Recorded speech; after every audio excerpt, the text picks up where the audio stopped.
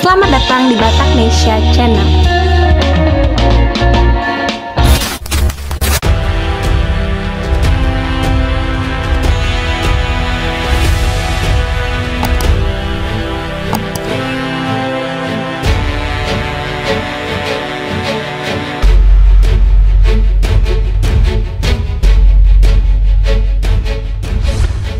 Dalam rangka memenuhi kebutuhan organisasi dan pembinaan karir, serta mengoptimalkan pelaksanaan tugas-tugas TNI ke depan yang semakin kompleks dan dinamis, Panglima TNI Laksamana Yudo Margono melakukan rotasi, mutasi, dan promosi jabatan di lingkungan TNI.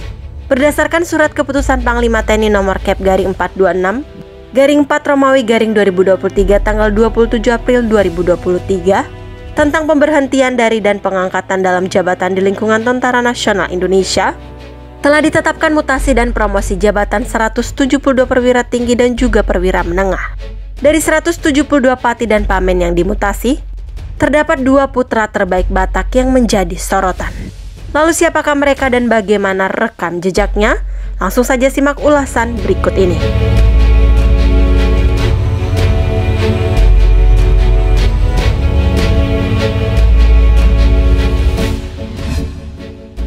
Panglima melakukan mutasi terhadap Brigadir Jenderal TNI Jonathan Binsar Parluhutan Sianipar.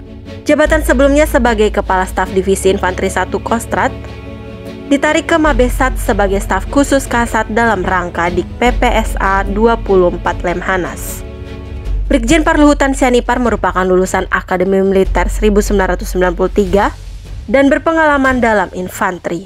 Sederet jabatan yang pernah dipegangnya antara lain sebagai Pabandia Ops Makopassus dari tahun 2007 hingga 2008, Danyon 13 Grup 1 Kopassus dari tahun 2008 hingga 2009, dan Danse Komando Pusdikpassus dari tahun 2009 sampai tahun 2010. Brigjen Jonathan pernah dipercaya mengemban jabatan sebagai Direktur Kerjasama Pertahanan Internasional Ditjen Strahan Kemhan.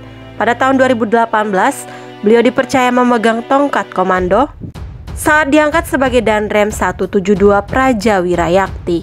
Jabatan sebagai Danrem 172 Prajawirayakti dipegangnya sampai tahun 2020.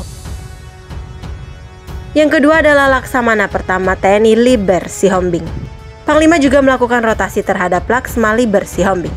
Jabatan sebelumnya Dirgebais TNI ditarik ke Mabesal, jabat staf khusus Kasal.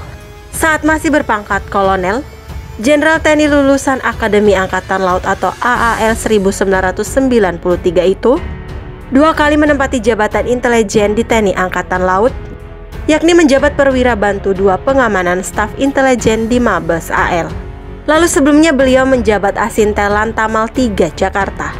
Tidak hanya itu, dirinya juga pernah dikirim ke Rusia untuk menjadi Atase Pertahanan Laut RI di Moskow.